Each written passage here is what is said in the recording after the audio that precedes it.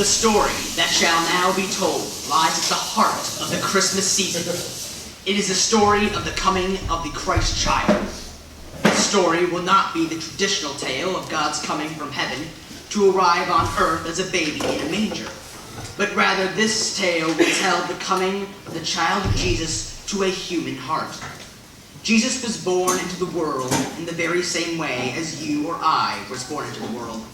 An extraordinary God was born as an ordinary person, so that ordinary people like you or I could be brought from the ordinary mangers of our lives to the magnificent gates of heaven. Behold, Jesus is coming to knock on the door of our lives, that all who would hear him and open the door would enter into their ordinary world the extraordinary gift of eternal life. The greatest gift of Christmas doesn't lay at our trees. It lays in the mangers of our hearts. In a land far, far away, in Canaan, there lived a giant who was called Reprobus. Reprobus was so big. How big was he? Well, he was so big that when he stood still, he was often mistaken by bird and child alike for a tree. And he was so strong.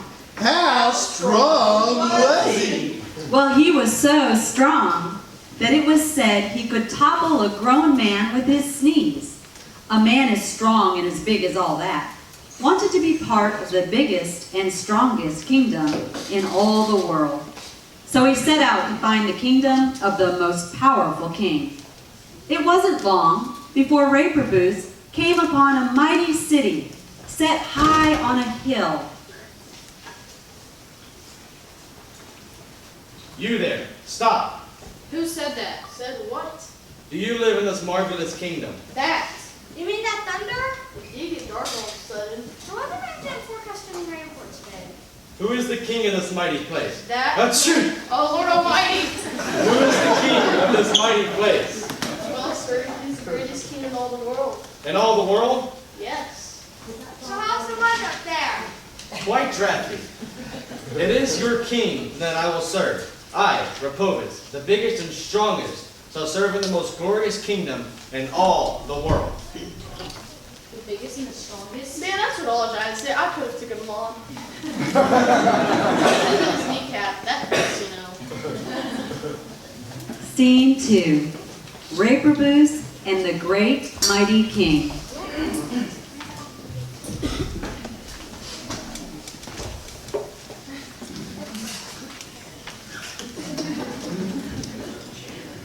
And so Reprobus set out to serve the mightiest king in all the earth.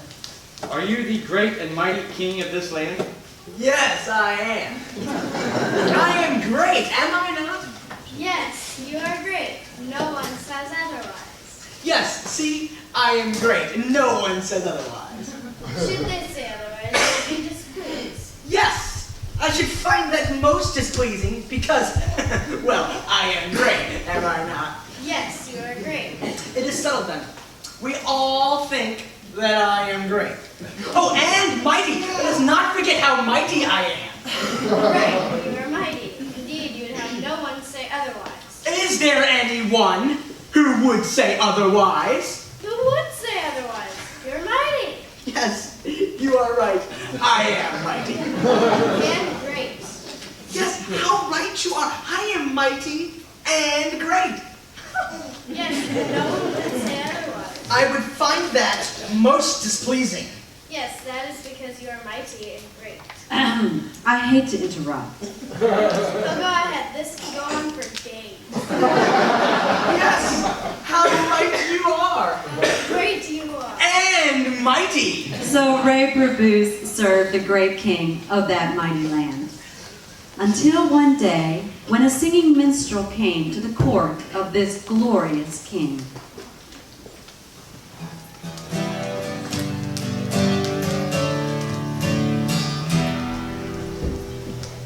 O greatest king in all the world, you're fine and kind and have no soul, and yet you know what would but fit if I were to mention oh so dear.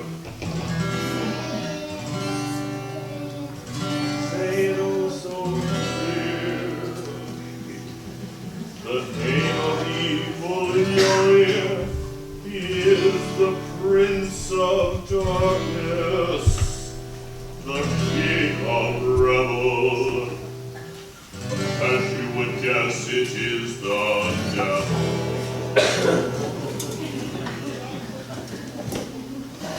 At the name of the devil, the greatest king in all the world began to make the sign of the cross and tremble with fear. As the minstrel sang on, the king continued to become more and more distressed by the tune. Finally, the minstrels were removed. Get them out of here. Reprobus was puzzled by this powerful king's actions. Oh, great and powerful king, why do you tremble in fear? I fear the devil and his power over me.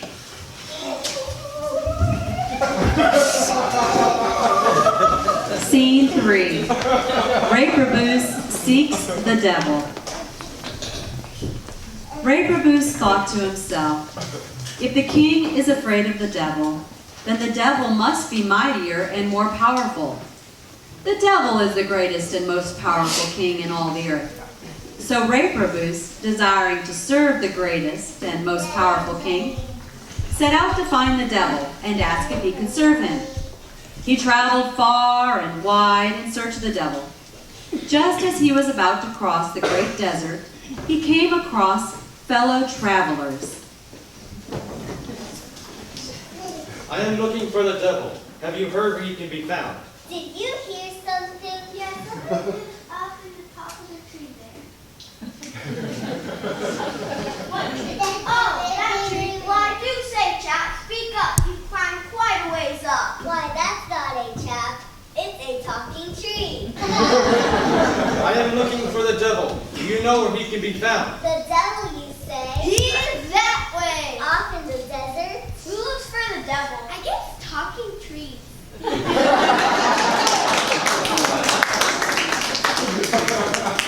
Scene 4. Reprobus finds the devil. And so Reprobus set out for the desert. It wasn't long before he met an ugly and scary creature who was so ugly. Well, he was so ugly. How ugly was he? Well, he was so ugly How ugly was he? that we decided to disguise him as a bunny with big scary teeth. So don't let his appearance fool you. He is a ferocious and deadly beast. Who are you? And whom are you seeking? I am Reprobus, and I am seeking to serve the devil, for I have heard he is the mightiest of all. I am the devil. No, you're a bunny rather badly in need of dental. I know a guy. Just tell Mr. Mulpus I sent you. I'm not actually a bunny rabbit. I just wear this disguise so that I can show myself to the children. You know, I'm very considerate of my ugliness. But see under the mask. You are ugly, truly.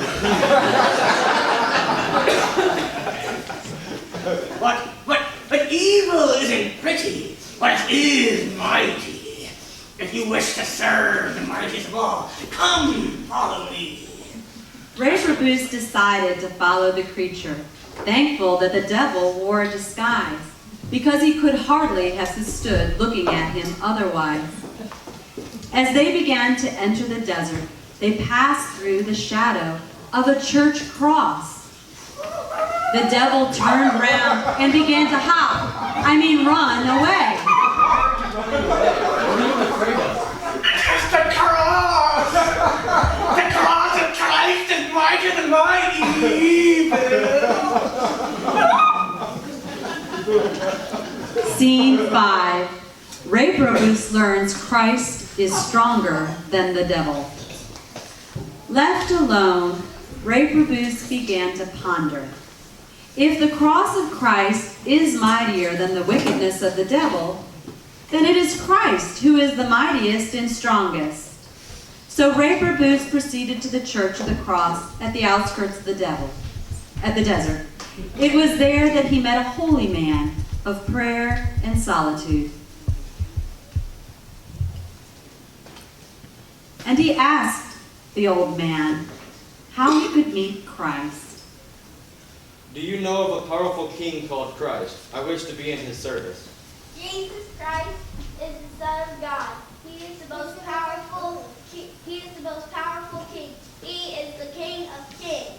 Which direction is his kingdom? I want to find him and serve him. You cannot find him. He will find you. You must pray, and he will find you. Pray. What is pray? Is it the strength of my sword, the brawn of my bones, or the flight of my feet? Prayer is the strength of one's soul. Soul. I've got a soul. It's around here someplace. The holy man smiled graciously and extended an invitation to Reprobus that he might stay with him and learn of the kingdom of Christ and the power therein.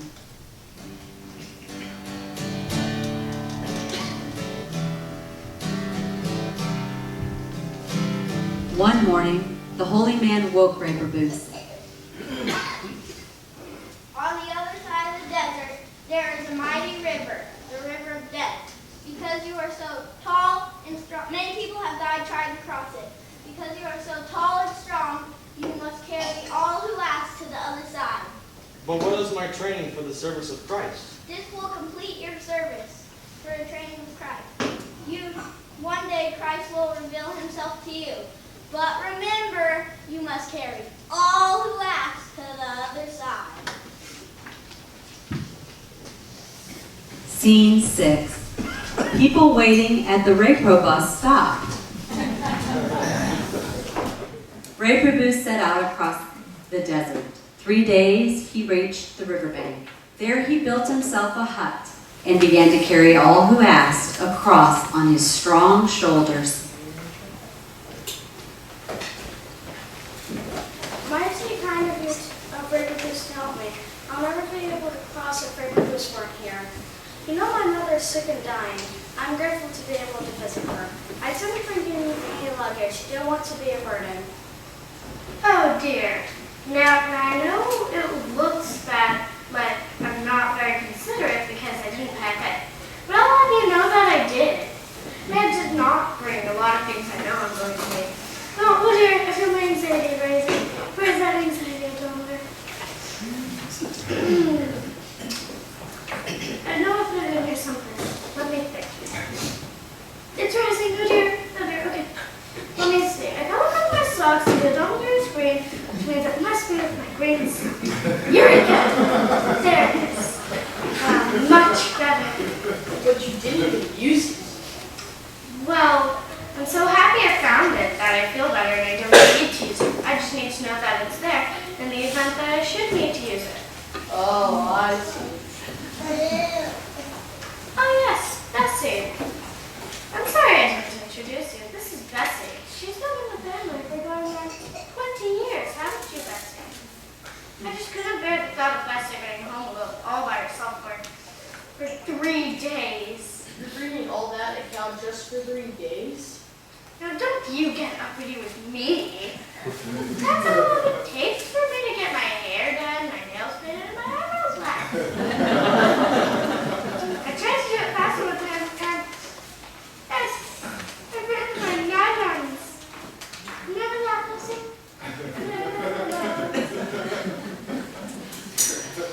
Scene 7.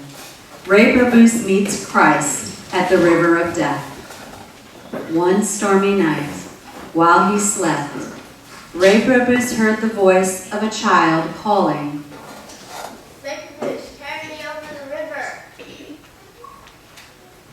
Reprobus looked out into the dark and saw no one.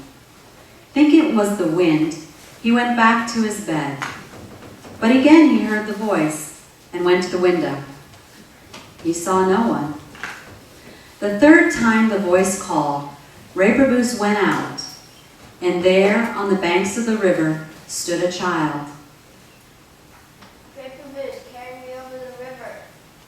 Reprobus looked into the wind and the raging waters of the river of death. Beginning to pray, Reprobus lifted the child onto his shoulders and began to wade into the stormy waters. The river began to rise, the waters churned, and the current grew stronger and stronger. As Reprobus struggled to cross, the child on his shoulders seemed to grow heavier. The further he went, the higher the waters of the river of death rose, and the heavier the child became. But Reprobus pushed on, even though he feared he might drown in the storm. At last, Reprobus reached the other side of the river, and he set the child down. Child, you put me in great danger. I felt like I had the whole world on my shoulders. Reprobus, not only were you carrying the world, you're carrying the Son of Him who created it. I am Jesus the Christ, the King whom you have been serving by the river.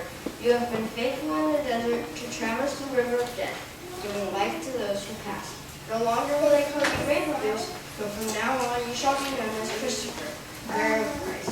For you have borne Christ from the desert to the river of death onto the shore of eternal life.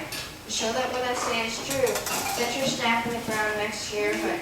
Tomorrow from the dead wood of your sticks shall spring new life. With that, the child vanished, and Reprobus, returning to his hut, did as it was requested.